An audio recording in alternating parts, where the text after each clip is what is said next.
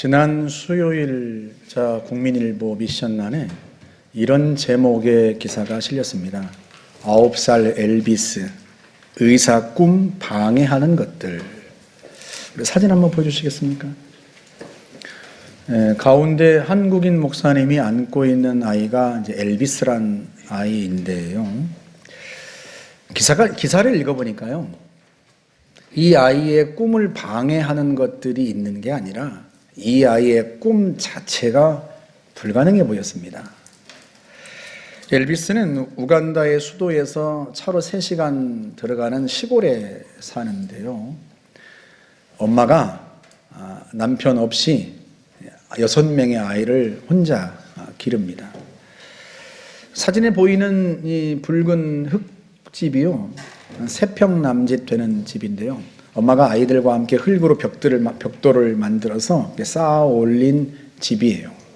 이 3평에서 엄마가 6 아이들과 함께 사는 거죠. 집안이 가난해서요, 엘비스는 학교에 못 갑니다. 학교에 가는 건 고사하고요, 사실은요, 살아남는 것 자체가 우선인 그런 현실이에요. 먹을 것을 구하기 위해서 마을에 가서 일을 해야 하고요, 마실 물을 얻기 위해서 1시간가량을 걸어가서 물을 길어와야 하는데요, 그것도 하루에 5번 그렇게 물을 길어 옵니다. 엄마는 아이들이 학교를 잘 마치고 책임감 있는 사회인이 되기를 원한다 하고 그렇게 말했지만, 책임감 있는 사회인이 되기보다 사실은 먼저 살아남는 게 우선인 그런 현실 속에 살아가고 있는 거죠. 살아남기 위해서 일해야 하고 물을 길어와야 하고 그렇게 하루의 시간을 다 쓰고 있는데, 어떻게 이 아이가 의사가 될 꿈을 꿀까? 그 꿈 자체가 우리의 시선으로는요, 불가능해 보입니다. 그런데 왜 하나님은 이 아이의 마음에 아픈 사람들을 고쳐주는 의사가 되고 싶다는 꿈을 주셨을까? 왜 하나님은 인간의 마음에 꿈이 자라는 방을 주셨을까?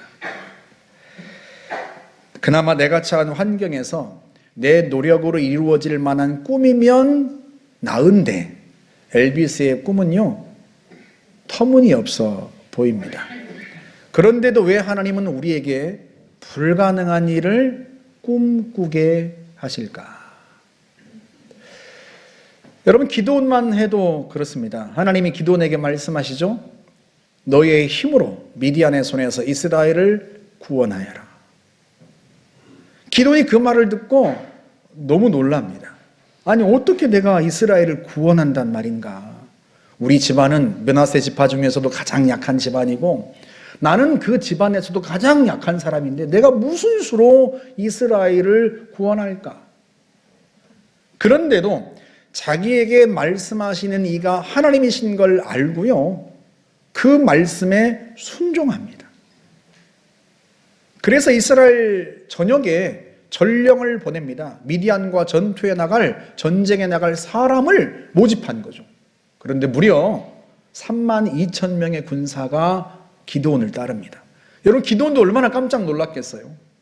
자기같이 부족한 사람이 전쟁을 치르겠다고 사람을 부르니까 32,000명이 모이다니, 나 같은 사람이 뭘 보고 이 사람들이 모였을까? 얼마나 그가 깜짝 놀랐겠어요.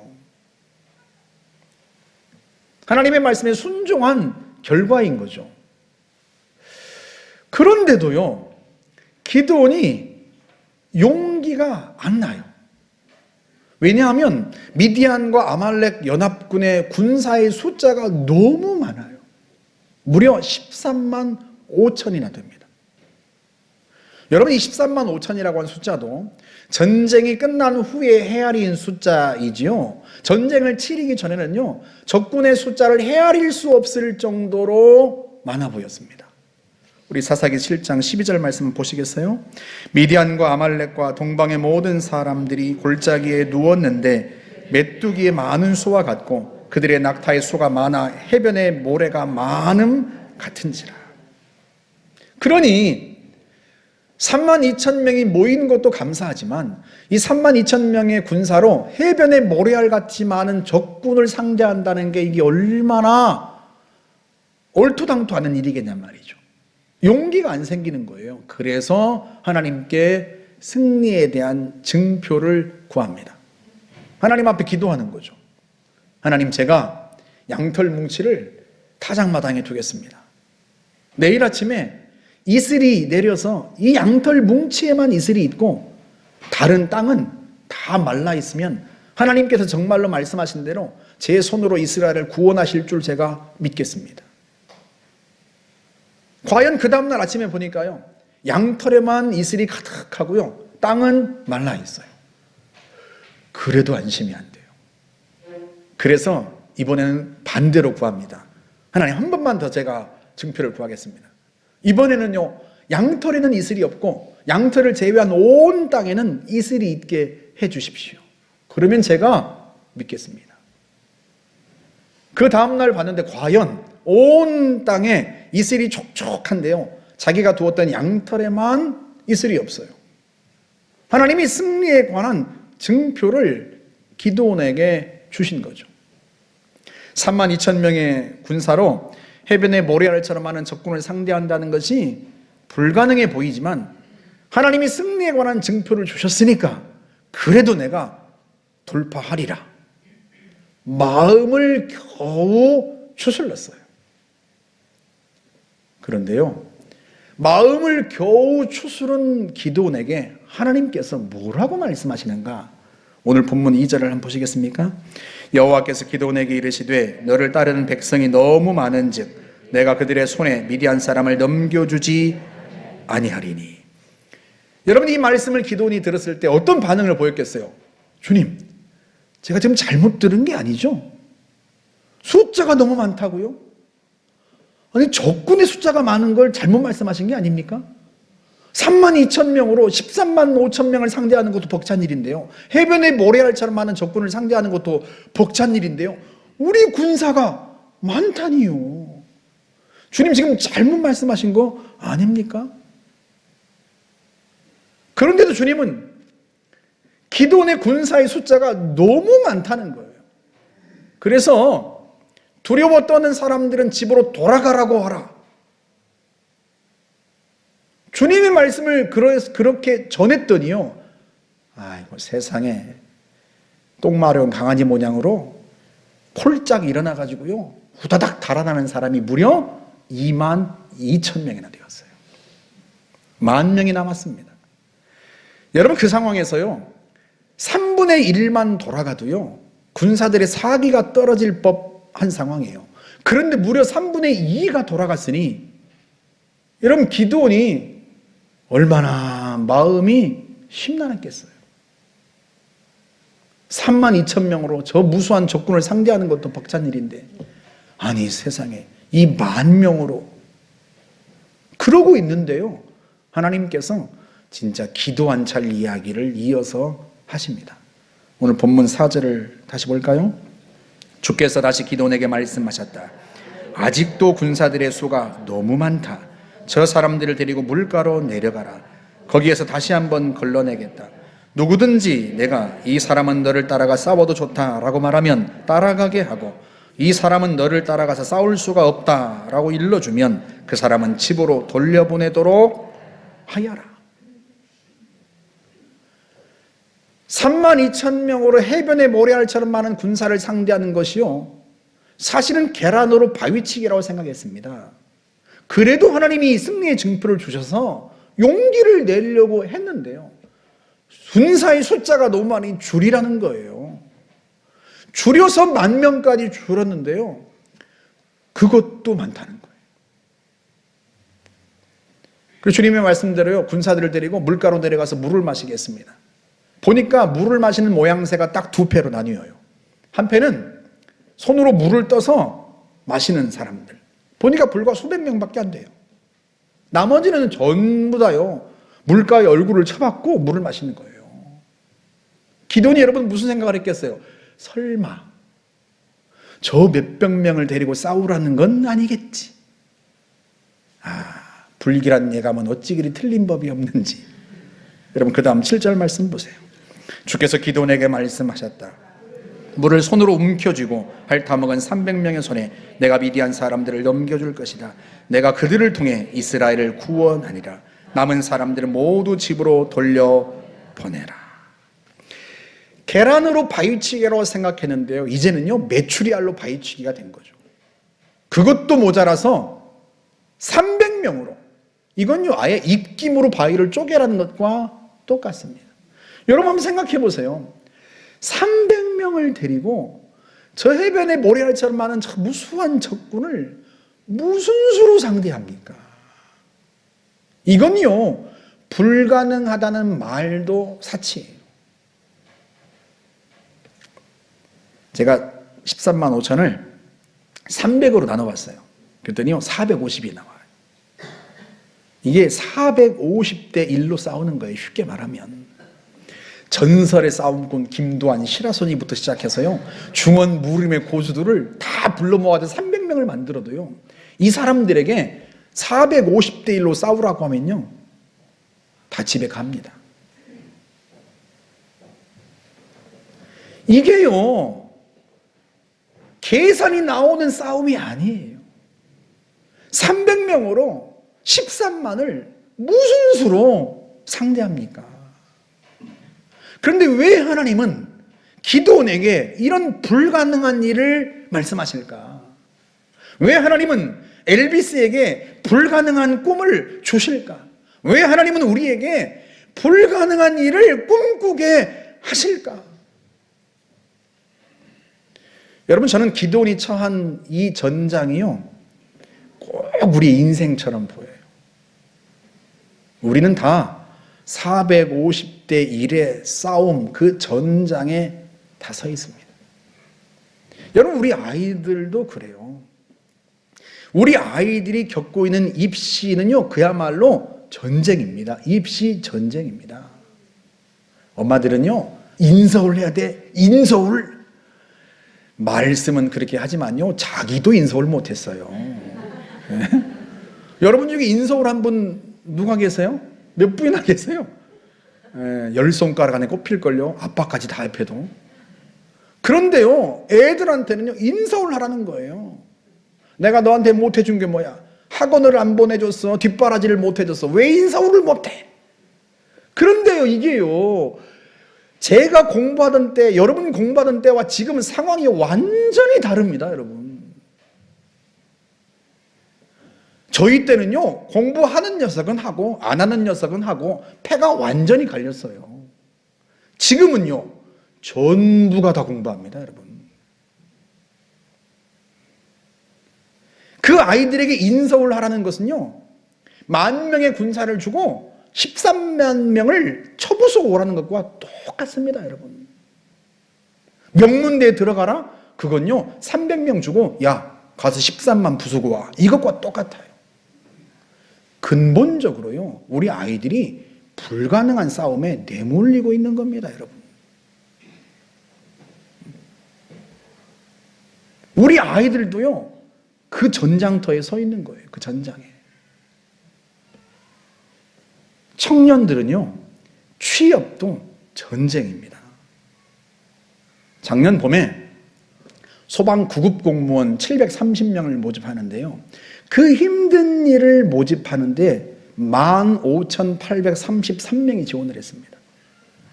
여러분 이게요 22.1대 1입니다. 22.2대 1. 우리는 쉽게 생각하기를 20명만 제끼면 되는 거야, 이렇게 생각하실지 모르지만요 그게요 숫자의 함정이에요. 22명만 제끼면 되는 게 아니에요. 이게 14,700명을 제껴야 되는 겁니다, 여러분. 여러분 이게요 기드온에게 처음 두 번째 기드온이 가졌던 군사 10,000명, 10,000명의 수치로 환산하면요 10,000명의 군사를 주고 우리 청년들에게 22만 2천 명을 쳐부수고 오라는 싸움과 똑같습니다. 여러분 한번 생각해 보세요. 여러분에게 10,000명의 군사를 줄 테니 22만의 적군을 쳐부수고 오라, 그러면 여러분 나설 수 있는 사람이 누가 있겠어요? 그 그나마 아이들이요, 그 전쟁에 용기를 내서 지원한다는 것 자체가 박수받을 일이에요. 합격하고 안 하고의 문제가 아닙니다. 이 아이들이요, 두려워서 집으로 돌아갔다고 해서 뭐라고 할 사람이 아무도 없습니다, 여러분. 누가 10,000명의 군사로 22만 명을 처부수고 한 싸움에 나설 수 있겠냐 말이죠, 쉽게. 지난 9월에 전국경제인연합회에서 올해 대졸 취업자의 경쟁률을, 평균 경쟁률을 81대 1로 봤습니다. 81대 1이라고 하면 80명만 제끼면 되는 거야, 이렇게 생각하실지 모르지만요, 여러분 그렇지 않습니다. 여러분이 81대 1을요, 기도원이 처음에 가졌던 10,000명의 군사로 환원시켜 보세요. 10,000명의 군사로요 81만 명을 쳐부수고 오라는 싸움인 거예요, 이게 지금. 여러분에게 10,000명의 군사를 줄 테니 81만의 적을 쳐부수고 오라고 하면 여러분 그 싸움에 나서시겠어요? 처음부터 불가능한 싸움이라고 아마 도전하는 것 자체가 쉽지 않을 거예요.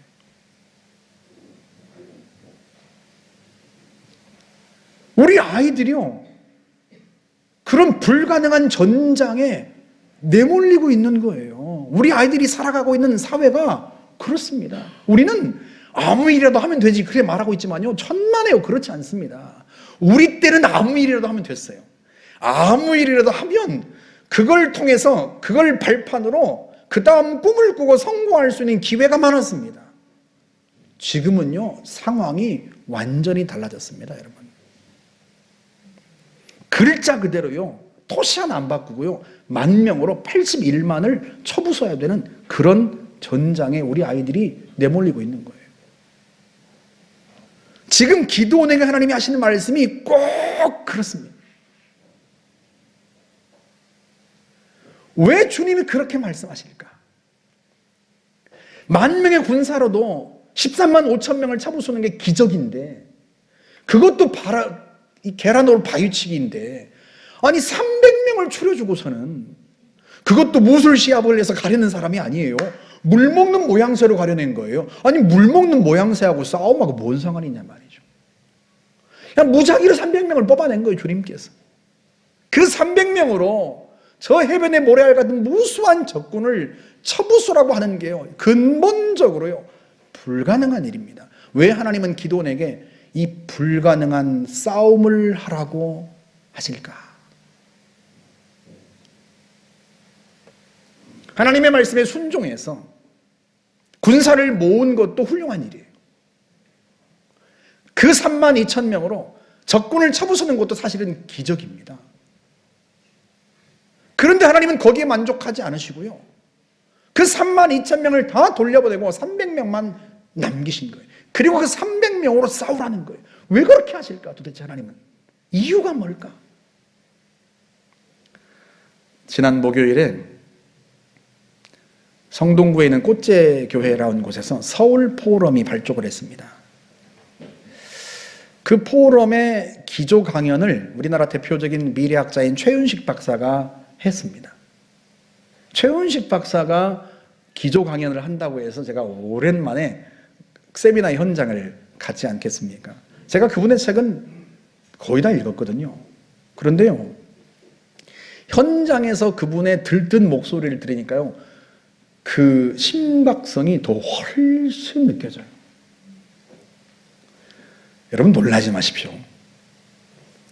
2050년이 되면, 그러니까 우리 임종호 집사님의 아들 중학교 1학년짜리 하윤이가 26년 후잖아요. 40이 되었을 때, 그때 우리 한국 개신교인 성도의 숫자가 284만 5,899명으로 줄어들 것을 예측했습니다. 별로 안 놀라시네요, 정말. 코로나 이후로 한국교회 성도의 숫자가 줄어서요 900만을 밑돈다고 보통은 그렇게 생각을 합니다. 리서치 결과들이에요. 그런데 26년 후가 되면 3분의 1도 못 미친다는 거예요. 여러분 280만이라고 하는 숫자는요, 한 달에 한 번이라도 교회를 나오는 사람의 숫자를 의미합니다. 매주일 교회 나온 숫자를 말하는 게 아니에요. 여러분 중에요, 26년 후에는 요만큼의 숫자가 안 나온다고 생각하시면 돼요. 성가대까지 포함해서 요만큼의 숫자는 안 나오는 거죠. 3분의 2가 사라지고 3분의 1만 남아있는 거예요.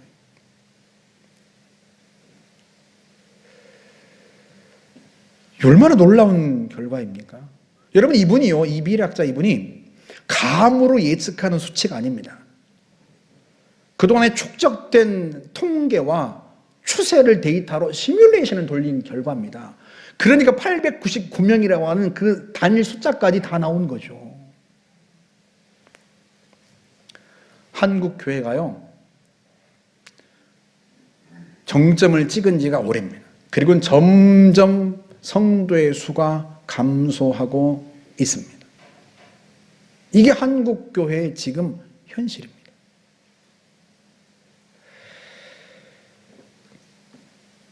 물론 이 수치는 조건이 붙어 있어요. 한국 교회가 이대로 간다면, 이런 조건입니다. 한국 교회가 변화하지 않고 이대로 간다면. 여러분, 그런데 한국 교회가 변화한다는 말 자체가 얼마나 추상적입니까? 한국 교회가요, 하나의 교회가 아닙니다. 우리 교단만 해도요, 9,400개의 교회가 있습니다. 9,400교의 교회가 변화를 추구하는 것도 쉬운 일이 아닙니다. 여러분, 교회를 떠나서요, 9,400개의 교회가 아니라 9,400명의 교인이, 한 교회 교인을 9,400명으로 봤을 때 이 한 교회 9,400명의 교인이 변화를 추구한다는 것 자체도 쉽지 않은 일입니다. 여러분, 우리 교회를 예로 한번 들어볼까요? 우리 교회가 교회 학교 아이들까지 해서 200명 정도 됩니다. 제가요, 지난 10년간요, 매주일마다 변화를 촉구했습니다. 우리의 인격이 변화되어야 한다. 우리의 이기심과 탐욕이 깨뜨려져야 되고, 우리의 인격이 예수님을 닮아가야 한다. 우리의 신앙이 점점 자라가야 한다. 이를 위해서 매일같이 말씀을 묵상하고 늘 깨어 기도해야 된다. 매주일마다 외쳤습니다. 여러분, 그 외침을 듣고 지난 10년 동안 하나님의 그 말씀을 듣고 강단에서 울려 퍼지는 메시지를 듣고 지속적으로 의지적으로 변화를 추구하는 성도의 수가 과연 우리 교회에서 몇 명 될까요? 내가 예수님을 닮아갈 때까지 내 좁은 속이 다 깨뜨려지고 정말 많은 사람을 품을 수 있을 때까지 내 속에 있는 이기심이 깨뜨려지고 내 속에 있는 탐욕이 깨뜨려지고 정말로 내 안에 주님의 사랑이 넘치고 내가 성령으로 충만하게 되고 내 믿음이 충만하게 될 때까지 지속적으로 매일같이 의지적으로 꾸준하게 신앙의 변화를 추구하는 성도가 과연 여러분, 우리가 몇 명 정도 될까요? 몇 번 시도하다 만 사람 말고 몇 달 기도하다 만 분 말고 내가 변화될 때까지 지속적으로. 여러분, 한국 교회가 변화한다는 게 무슨 말이겠습니까? 변화를 시도하다가 그만둔 교회들은 무수히 많습니다. 그게 아니라 정말로 한국 교회가 변할 때까지, 다른 교회들도 그 변화에 동참할 때까지 끊임없이 변화를 추구하고 끊임없이 성장해가는, 그걸 의미하는 거예요.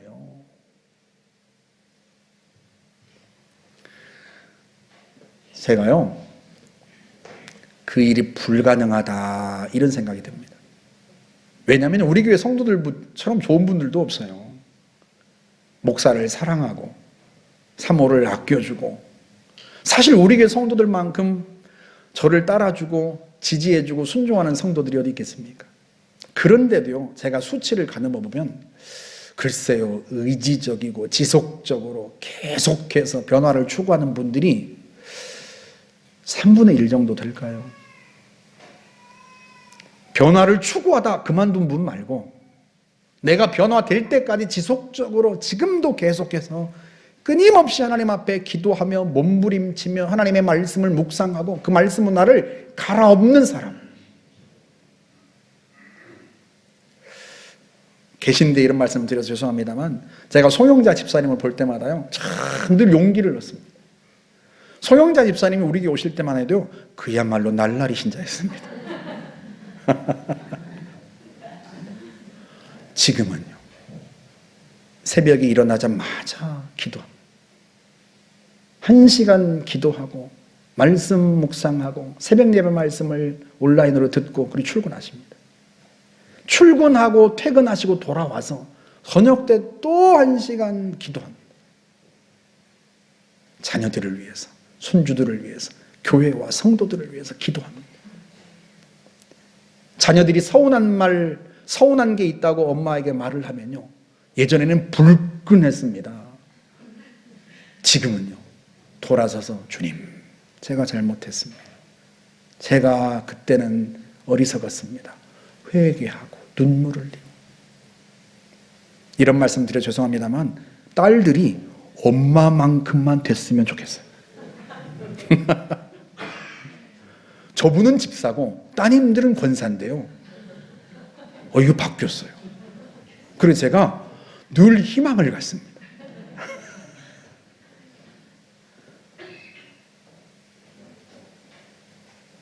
우리 교회 성도들도요 이렇게 변화를 추구해 가면서 가는데요 이런 교회들이 9,400개의 교회가 아니라 한국교회 전체가 그 변화될 때까지 지속적이고 의지적으로 변화를 추구하는 게요 이게 한 교회가 아니라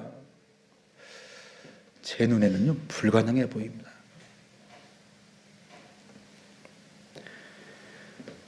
우리를 시작해서요 우리 아이들도 그렇고요 청년들도 그렇고요 목회자들도 성도들 다 불가능한 전장에 서 있는 거예요. 승리를 예측할 수 없는, 승리를 기대하기 어려운 300대 13만의 전장에 우리가 다 서 있는 겁니다. 하나님은 왜 그 전장으로 우리를 내모실까? 하나님은 왜 기드온에게 그 싸움을 하게 하실까? 하나님은 왜 엘비스에게 그런 꿈을 꾸게 하실까? 하나님은 왜 우리에게 변화를 추구하게 하실까? 그것도 우리만이 아니라 전체가. 최훈식 박사는 이런 암울한 현실 속에서도요 앞으로 한국 교회에 2번의 부흥의 기회가 있다고 예측을 했습니다. 한 번은 통일 후예요.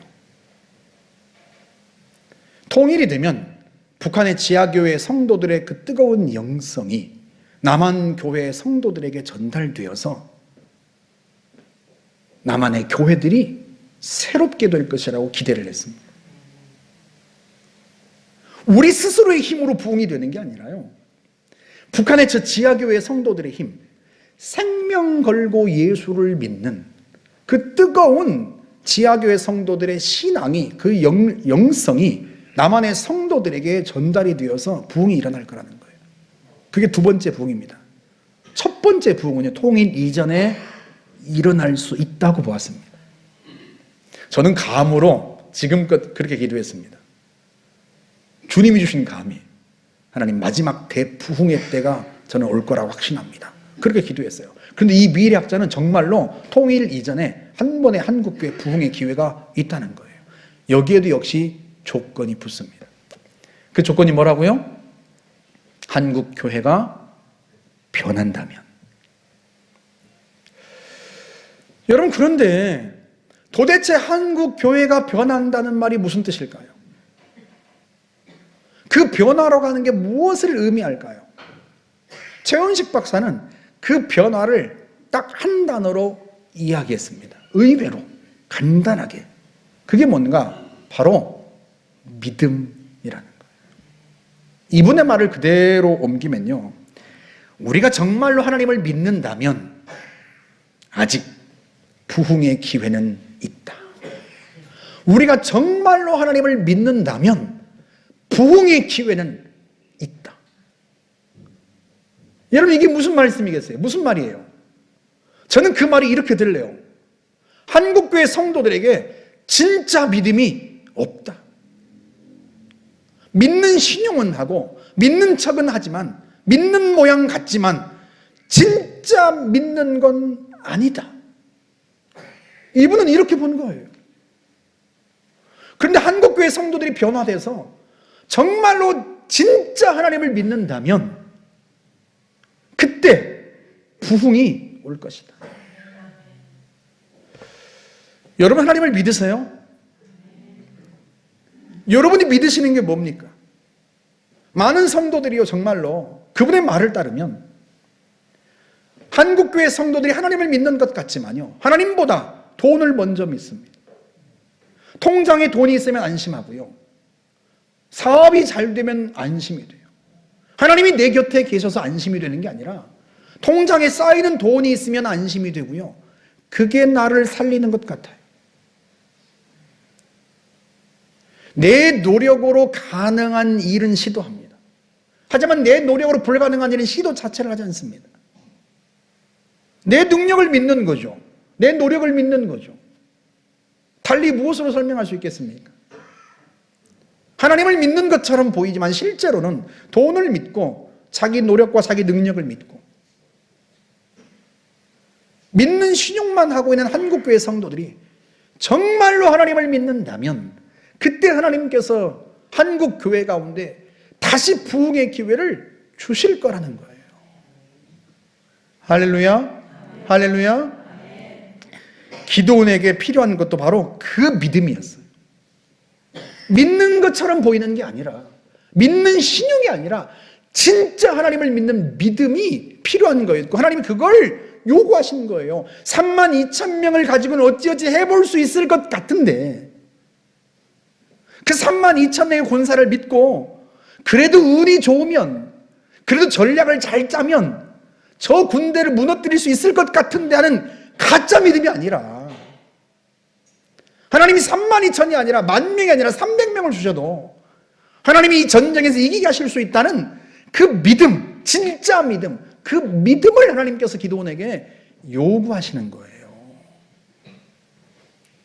그래서 하나님이 기도원에게 뭐라고 말씀하세요? 오늘 본문 9절에서 11절을 다시 한번 볼까요?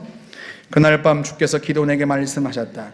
어서 미디안의 진영으로 내려가라. 내가 이미 그들을 네 손에 넘겨주었다. 그들을 공격하는 것이 그래도 겁이 난다면 네 부하인 부라를 데리고 미디안 진영으로 내려가 보아라. 그리고 미디안 사람들이 뭐라고 말하는지 잘 들어보아라. 그러고 나면 미디안을 칠 용기가 생겨날 것이다.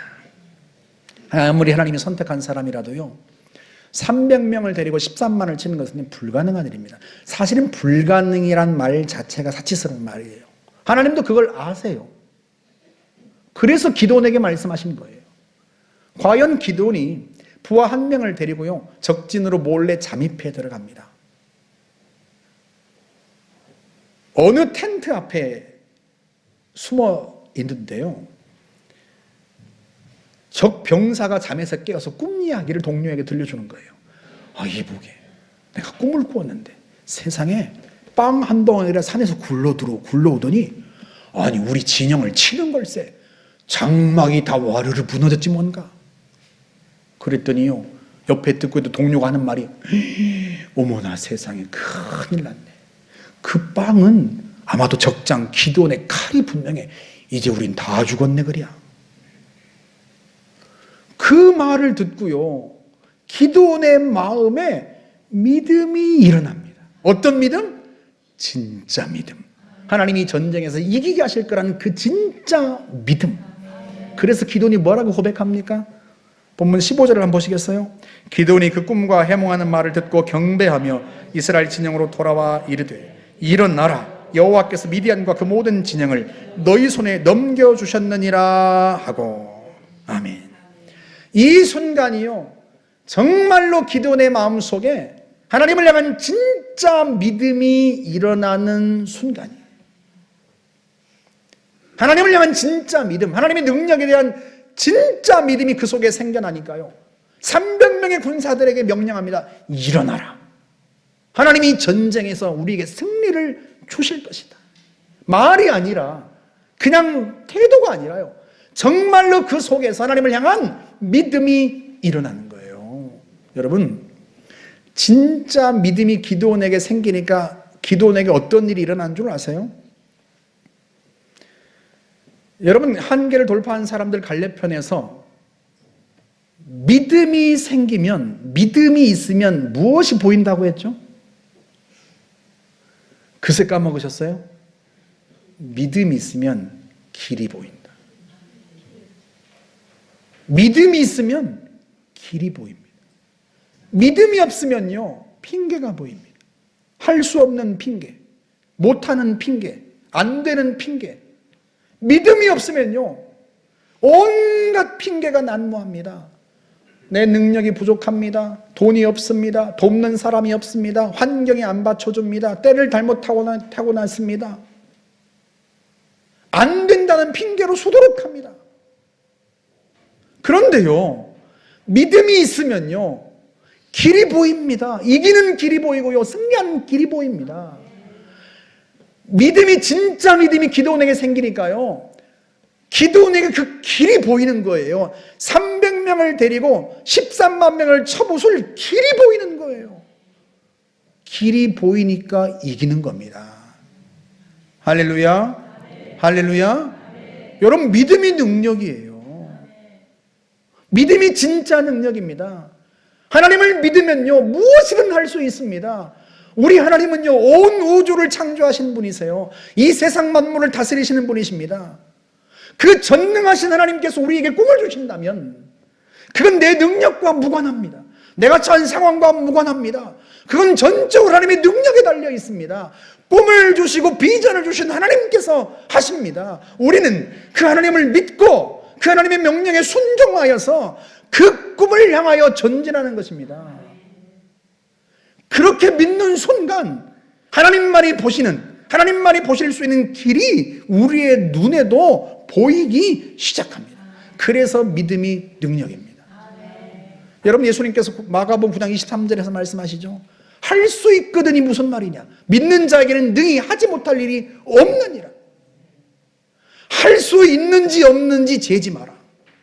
내가 너에게 명령한 것, 내가 너희에게 준 것, 믿으면, 하나님의 능력을 믿으면 무엇이든지 할 수 있다. 믿는 자에게는 하지 못할 일이 없다. 여러분, 그 믿음이 우리에게 진짜 능력입니다. 하나님을 믿는 그 믿음이요, 우리의 삶의 현장 속에 하늘의 능력을 끌어내립니다. 우리가 혼자 싸우는 것 같지만, 우리가 혼자 도전하는 것 같지만, 아무도 나를 도와주는 사람이 없는 것 같고, 내 능력은 그 목표에 한참 모자라는 것 같지만 그렇지 않습니다. 보이지 않는 하나님의 손길이 우리와 함께 하십니다. 그 하나님의 손으로요, 우리 앞에 있는 한계를 주먹으로 내치시고요, 우리 앞에 길을 열어놓으십니다.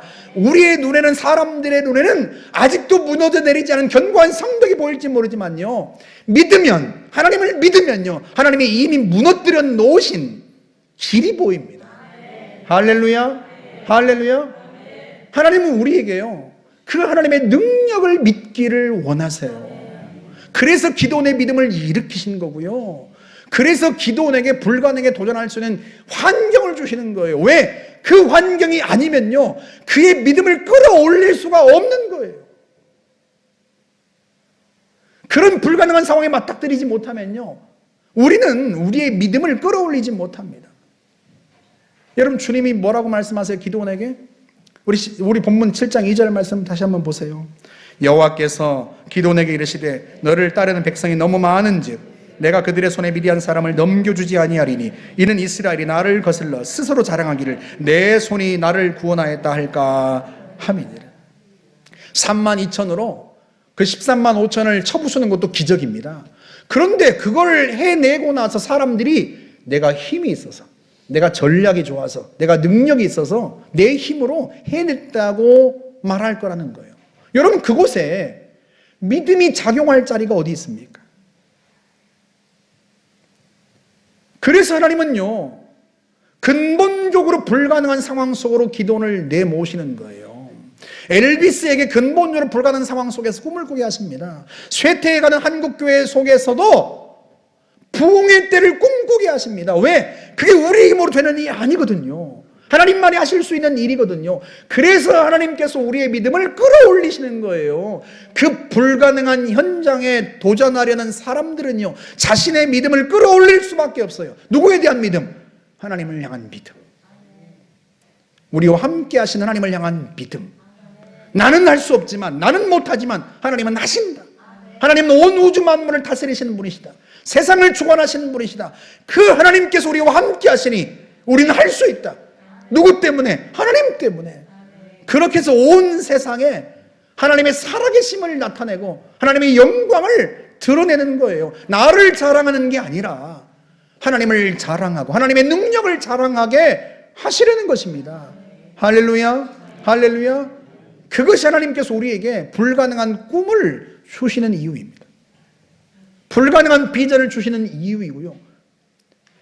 300대 13만 5천의 삶의 현장 속에 우리 아이들을 내모시는 이유이고 우리를 그 현장에 내모시는 이유입니다.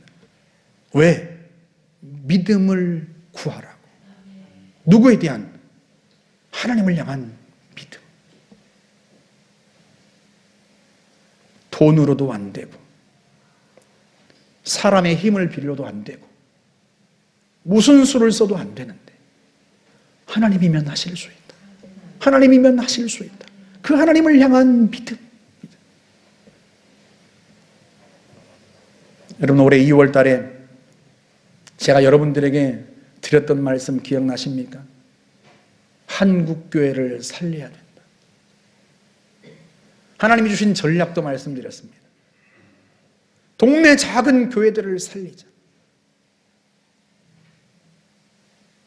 우리가 하나님 앞에 나와서 일찍 예배하고 동네 작은 교회들에 가서 거기에서 함께 예배하고 그들에게 힘을 불어넣어주고 그들과 함께 전도해서 동네 작은 교회들을 살리자. 그러면 그 동네 작은 교회들이 우리 손이 닿을 수 없는 마을 구석구석에 있는 소외된 영혼들을 살릴 것이고 그 소외된 영혼들이 살아나면 가정이 살아나고 그렇게 해서 마을이 살아난다. 그러면 다른 교회들도 설득하겠다. 작은 교회들을 살립시다.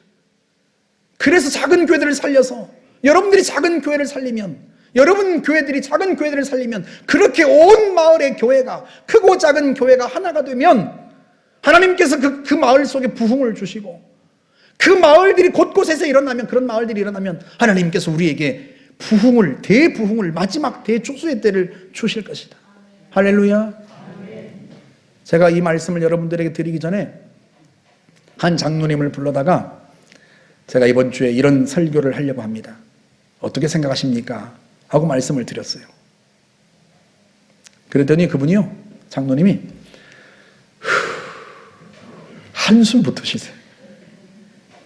그리고 하는 말이, 목사님, 우리 성도들도 힘들어요. 다 삶이 힘듭니다. 자기 믿음 하나 간수하는 것도 쉽지 않습니다. 그런 성도들에게 우리 교회를 살리자고 해도 이게 될까 말까 한 일인데, 아니 우리 교회를 살리는 걸 넘어서 동네 작은 교회들을 살리자고 하면, 목사님 너무 앞서가지 마세요.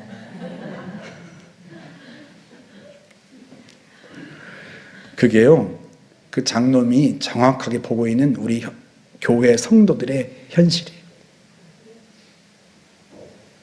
저도 압니다, 여러분. 성도들의 삶이 녹록지 않다는 걸 알아요.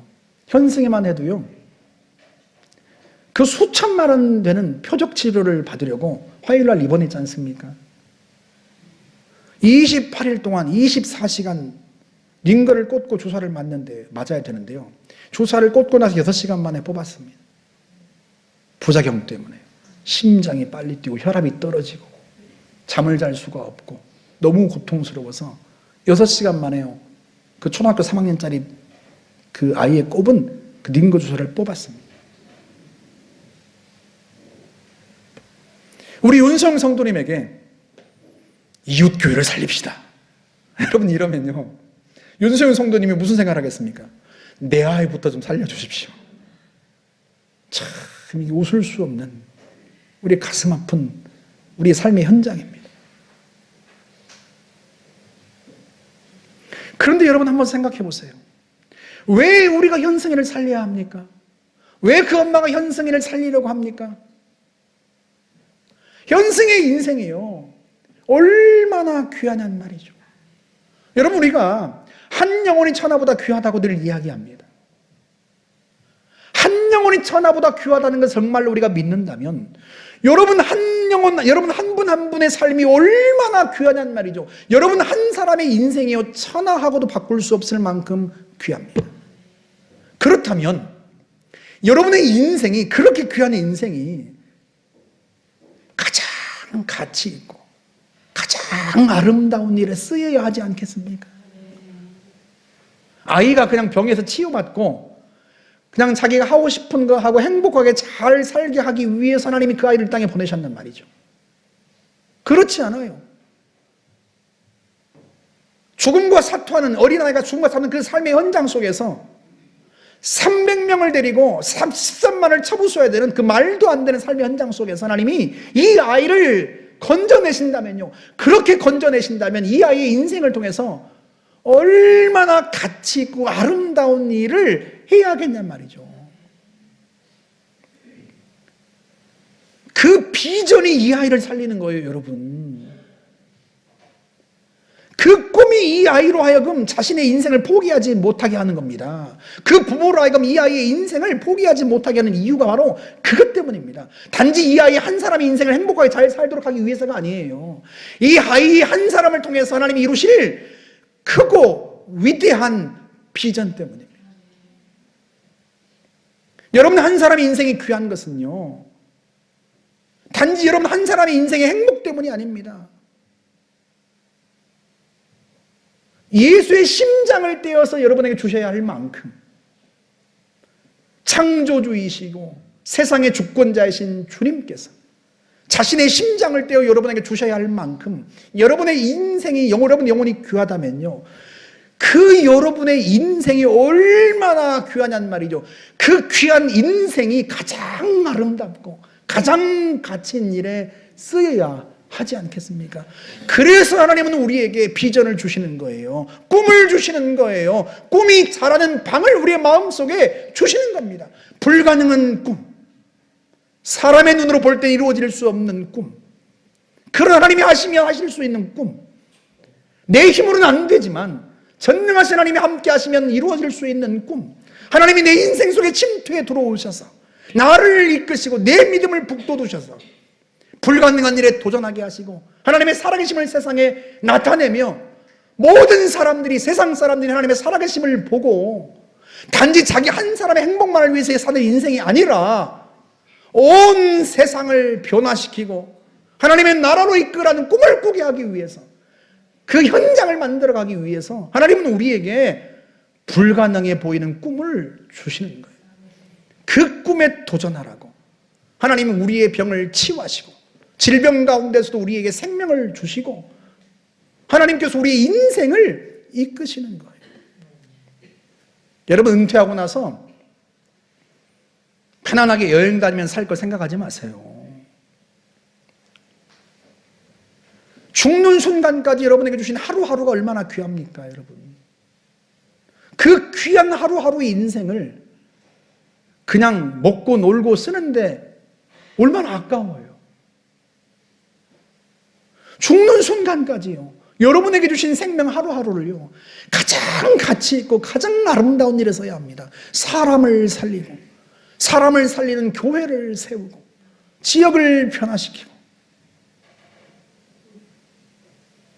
주님 나라 가는 순간까지요 우리에게는 은퇴는 없습니다, 여러분. 여러분, 그렇다고 제가 70에 은퇴 안 할 거라 생각하지 마세요. 공식적으로 은퇴할 겁니다. 저도 걱정하지 마세요. 저는 제가 섬에서 태어났잖아요. 70 은퇴하면요 우리나라 섬들을 다 돌아다닐 거예요. 여러분, 지금도요 섬에 교회가 없는 섬이 많습니다.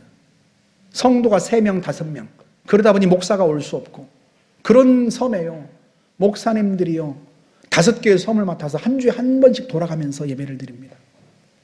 여러분은 매주일마다 언제든지 와서 예배할 수 있지만요, 그분들은요, 목회자가 와서 말씀을 전해주시기를 한 달 내내 학수고대합니다. 그런 성도들을 마지막까지 하나님 나라를 바라보며 기도하게 하고 한국교회를 위해서 기도의 씨앗을 뿌리게 하고, 저는요, 죽는 순간까지 그거 할 겁니다. 여러분도요, 은퇴를 생각하지 마세요. 자녀들이 행복하게 잘 살고 나도 이제 늙었으니 이쯤 하면 됐다 천만에요. 그렇지 않습니다. 여러분의 남은 인생이 얼마나 귀해요. 그 귀한 하루하루를 아름답고 가치 있는 일에 써야 하지 않겠습니까? 그 일이 비록 불가능한 일을 하는 것 같아도 하나님이 그 일에 우리를 사용하시도록 내어드리는 것, 여러분, 그보다 아름다운 일이 어디 있겠어요? 사랑하는 성도 여러분, 하나님을 믿으세요. 믿는 척하지 말고, 믿는 신용하지 말고 정말로 하나님을 믿으세요. 그 믿음이 능력입니다. 그 믿음이 우리에게 있어야 합니다. 그 믿음을 달라고 기도해야 하고, 하나님이 기도의 믿음을 일으키신 것처럼, 기도의 그 믿음을 주신 것처럼 우리에게도 그 믿음을 부어달라고 기도해야 합니다. 그 믿음이 우리에게 오는 순간 우리에게 길이 보입니다. 하나님이 보여주신 길, 하나님이 내신 길이 보입니다. 그 길이 보이면 우리의 인생에 하나님의 영광이 임합니다. 바라게 된 저와 여러분들에게 그 믿음이 있기를 바랍니다. 그 믿음 구하기를 바랍니다. 나의 의인은 믿음으로 말미암아 살리라. 뒤로 물러가면 내 마음이 그를 기뻐하지 아니하리라. 주님이 우리에게 말씀하십니다. 그 믿음으로 불가능에 도전하고 한국교회 부흥을 보시기를 주님의 이름으로 축복합니다. 우리 함께 기도하겠습니다.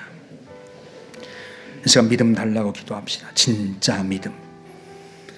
450대 1의 싸움에도 나설 수 있는 믿음, 300명의 군사로 13만을 대적할 수 있는 믿음, 하나님을 믿는 믿음이 우리 속에 있게 해주십시오. 우리가 이 시간 같이 한번 주님 앞에 기도합시다. 자비로우신 하나님 아버지, 우리에게 믿음을 더하여 주옵소서. 하나님 아버지, 주의 말씀을 믿고 순종했던 기도는 그에게 하나님께서 더 놀라운 일을 요구하십니다. 도무지 그의 눈으로 볼 때 불가능한 일을 요구하십니다. 사람의 힘으로는 할 수 없는 일, 오직 하나님만이 하실 수 있는 일, 그 불가능한 일에 도전하게 하십니다. 하나님, 그 일 앞에서 머뭇거리고 있는 기도원에게 하나님이 믿음을 불러 일으키시고 그에게 진짜 믿음을 주셔서 하나님 아버지, 그 전쟁에 임하게 하십니다. 하나님 아버지, 우리에게도 그 믿음 주시기를 바라고 원합니다. 하나님 아버지, 우리도 하나님 우리의 인생의 전장에 서 있습니다. 불가능해 보이는 인생의 전장에 서 있습니다. 한국 교회를 살리는 것은 둘째치고라도 하나님 우리의 인생 속에서 승리를 쟁취한다는 것이 마치 만명의 군사를 데리고 13만을 쳐부수는 것처럼 불가능해 보이기까지 합니다. 그러나 전능하신 하나님 아버지, 하나님 우리 인생 속에 하나님이 역사하시면 능히 이루실 줄 확신합니다. 하나님 우리 한계를 돌파하여 하나님이 이루신 놀라운 역사를 보게 하실 줄 확신합니다.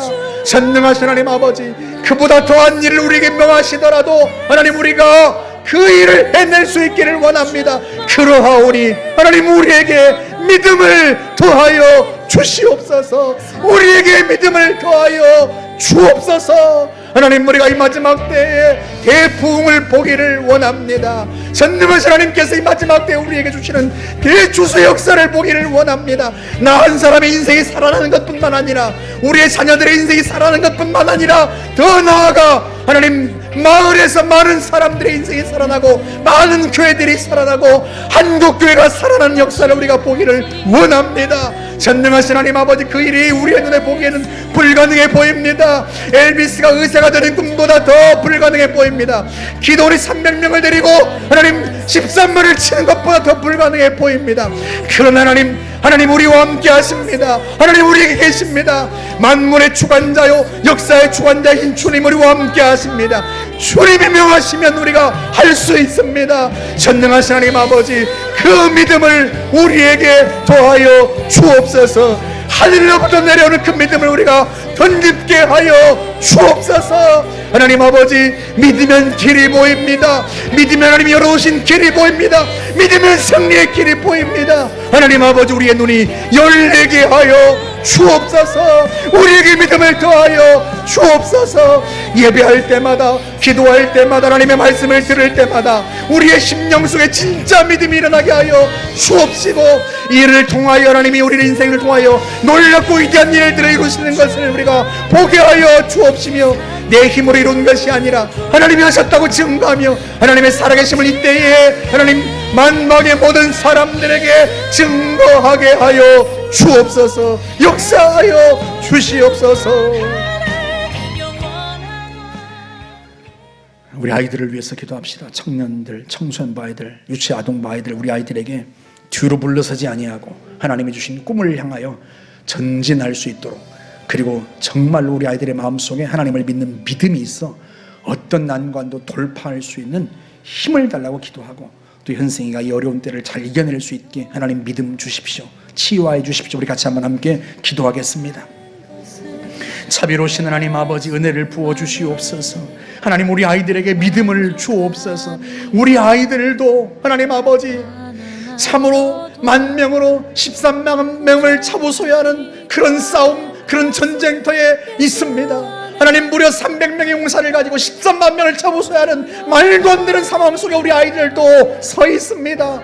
아버지 하나님, 그러나 이때 우리 아이들에게 믿음을 주시면 하나님 아버지 능히 승리할 수 있습니다. 하나님 아버지, 우리 아이들에게 믿음을 부어 주옵소서. 우리 청년들에게, 중고등부 아이들에게, 하나님 우리 아동부 주부 아이들에게 하나님 믿음을 주옵소서. 하나님 앞에 예배할 때마다, 하나님의 말씀을 들을 때마다, 기도할 때마다, 하나님 목회자들의 기도를 듣고 선생님들의 기도를 들을 때마다 우리 아이들의 심령 속에 믿음의 역사가 일어나게 하여 주옵소서. 하나님을 믿는 믿음이 우리 아이들의 심령 속에 일어나게 하여 주옵소서. 하나님 두려워하는 주저하는 기도 내게 하나님 믿음을 일으켜 주었던 것처럼 하나님 우리 아이들에게도 믿음을 불러일으켜 주시기를 간절히 바라고 원합니다. 그리하므로 말미암아 하나님 뒤로 물러서지 아니하며 아버지 하나님 자신의 한계를 돌파해내며 자신과 맞닥뜨린 장애물과 맞서며 하나님을 믿고 돌파해낼 수 있도록 하나님 우리 아이들에게 역사하여 주시기를 바라고 원합니다.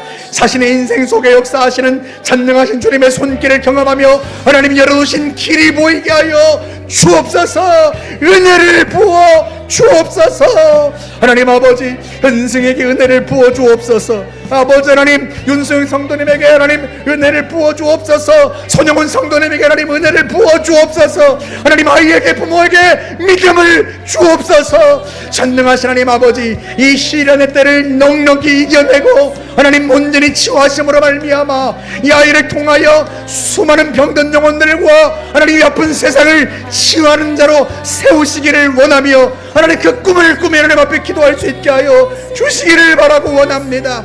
우리에게 믿음을 주옵소서. 하나님이 아이를 통해 하나님 행하실 놀라운 일들을 기대하며 능히 승리하게 하실 하나님을 믿고 믿음으로 기도하기를 원합니다. 하나님 이 아이를 치료하여 주옵소서. 온전하게 하여 주옵소서. 역사하여 주옵소서. 더러운 병마를 넉넉히 이기고 승리하여 하나님의 아이의 인생 속에 하나님의 영광을 나타내시고 장차 이 아이를 통하여서 하나님 이루실 놀라운 위대한 역사들을 우리의 눈으로 목도하게 하여 주시기를 바라고 원합니다.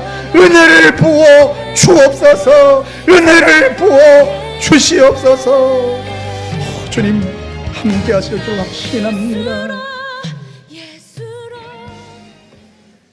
자비하신 하나님, 우리가 서 있는 삶의 전장이 녹록지 않습니다. 아버지 하나님, 그러나 하나님 우리에게 꿈을 주시고 비전을 주시오니 감사합니다. 우리 힘으로 이룰 수 없는 일이고 우리 힘과 우리의 노력, 능력으로는 지금 내가 맞닥뜨리고 있는 현실조차 깨부수기 어려운 상황이지만 하나님, 능히 우리의 현실을 돌파할 뿐만 아니라 하나님이 주신 위대한 꿈을 이루실 줄 알아서 우리에게 그 꿈을 주시오니 참으로 감사합니다. 하나님, 우리에게 꿈을 주셨다는 것 자체가 하나님, 우리가 우리의 현실을 하나님이 돌파하고 우리의 한계를 돌파하고 위대한 일을 이루기까지 나아갈 것을 주님이 믿기 때문에 우리에게 꿈을 주신 줄 믿습니다. 아버지 하나님, 우리에게 믿음을 더하여 주옵소서.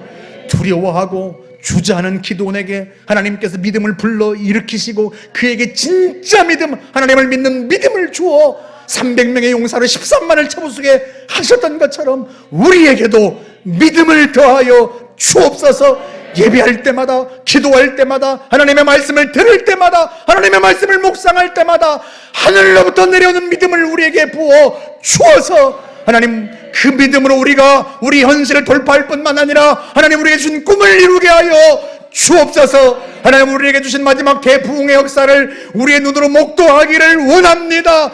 하나님, 그 놀라운 일들을 우리 가운데 이루어 주옵소서. 그리하여 참으로 이 세상, 세속적인 이 세계에 여전히 하나님이 살아계시며 하나님이 역사하심을 그 수많은 사람들에게 증거하고 그들이 하나님 앞에 무릎 꿇게 하나님, 우리가 그 일을 하기를 원합니다. 역사하여 주옵소서. 하나님, 특별히 우리 아이들에게 은혜를 부어 주옵소서.